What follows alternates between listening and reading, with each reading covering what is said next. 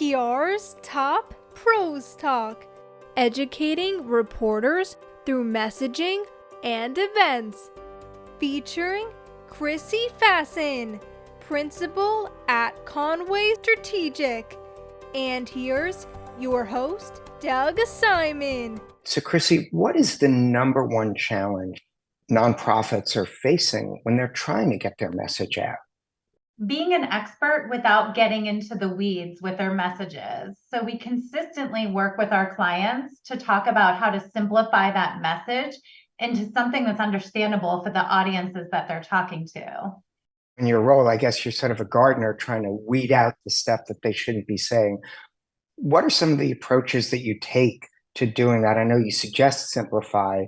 Is it almost reworking it yourself? What are best practices to try and get that accomplished?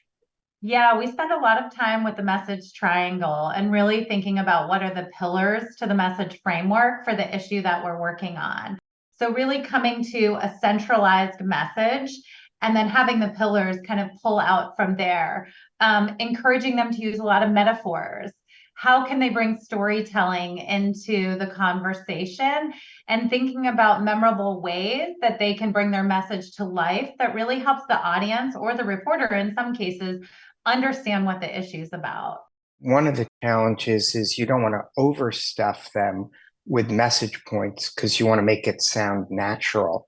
Any advice on how to do that? You want it to sound authentic too, right? So one of the things we always tell our clients, and when we're thinking about message development, is really starting with the values. And not going right into the weeds. You know, we work on a lot of policy issues too for the nonprofit clients that we're talking about, and you can really quickly get into the weeds with policy talk.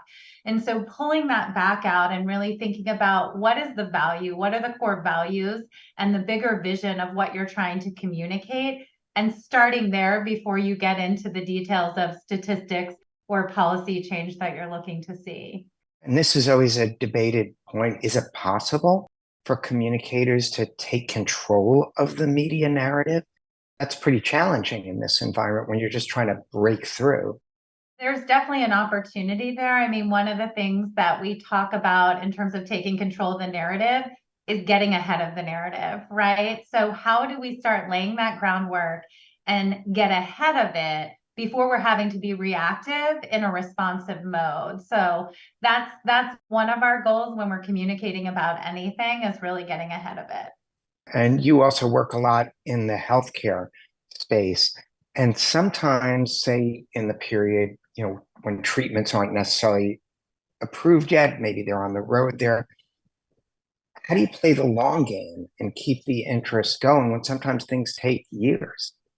So when we think about various FDA processes or processes to bring products either over the counter or to get a new device maybe approved by the FDA in the healthcare space, there's various moments that we can pinpoint to use it as a visibility moment. So whether that be fundraising, a lot of groups are, having different fundraising goals in terms of getting the money that they need to go forward. So we use that as moments. There's different research. So whether that's clinical trials have started or they've got initial results from clinical trials.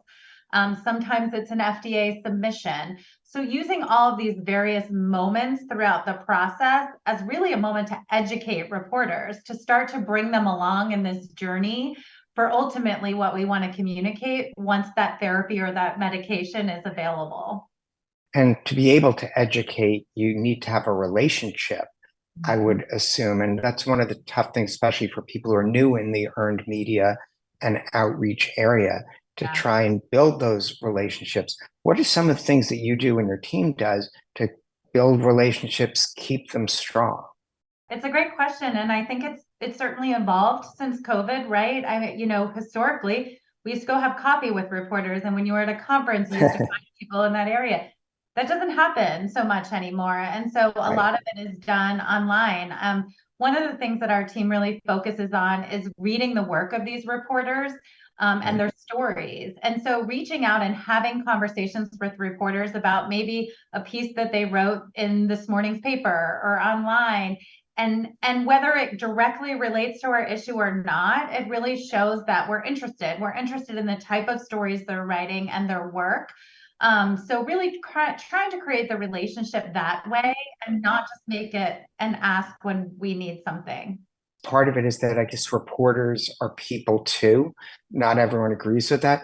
If you're just sending the same piece that could be sent to anyone on your list, to everyone on your list, it's probably going to be pretty challenging for you. The traditional press release is not something we use a lot anymore.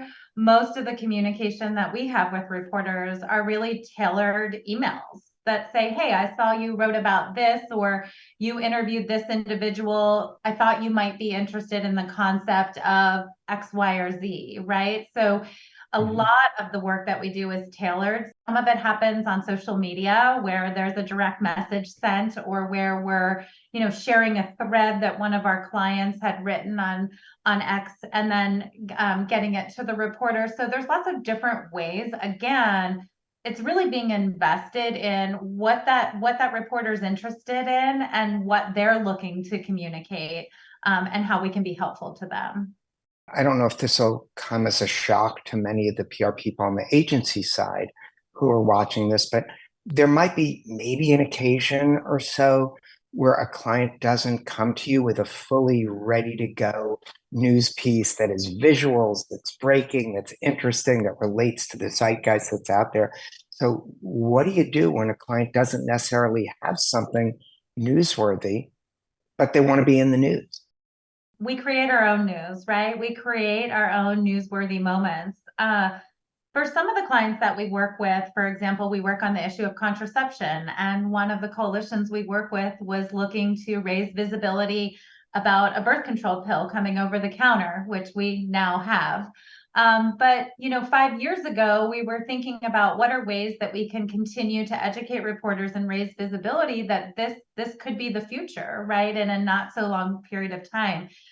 So working with the client, we created what we call Free the Pill Day. And it was May 9th, the day that the FDA approved the birth control pill as a prescription product in the United States 60 years ago. And now every May 9th, we celebrate Free the Pill Day. And it just becomes a real organizing moment for the movement. It gives us a chance to reach out to reporters to educate them on the history of the pill's approval and where we're headed in terms of contraceptive access in this country. So that's one way, kind of creating those newsworthy events, if you will, that organizing can take place around. And then we also think a lot about repackaging data, right? There's a lot of research and data out there, and sometimes it just comes down to repackaging that in different ways, whether that's a fact sheet or a research brief, but thinking about how to repackage that in a way to reshare it, and garner interest. Those are really great suggestions, and kudos to you on the important work you're doing on these issues. But that does raise a point. I mean, I know from us doing the satellite tour work we're doing, it was always great news when we could work with a nonprofit because the media used to view them differently. It was definitely more open, more welcoming. So that's really changed as everything has gotten more political, and there's tension even from the great work that nonprofit like your clients you work with are doing and others. How do you navigate that challenge that so much that seems like great news to a group of people seems like horrific news to other people? How do you navigate that? We certainly work on some sensitive issues that some may consider sensitive issues, and there's definitely an opposition out there that is not supportive, right? And I think one of the things that we talk a lot about and we educate reporters about is ensuring that they're able to talk to experts, right, who are experts within the space, whether that be OBGYNs or family practice docs, or really putting them in touch with experts who can speak to the issue in an educated way. Ensuring that the research and the data that they're citing is from peer-reviewed journals. A lot of times, nowadays, in terms of where people get their news, some of those journals are not peer reviewed, and we encourage them and share information about where they can get solid data sources.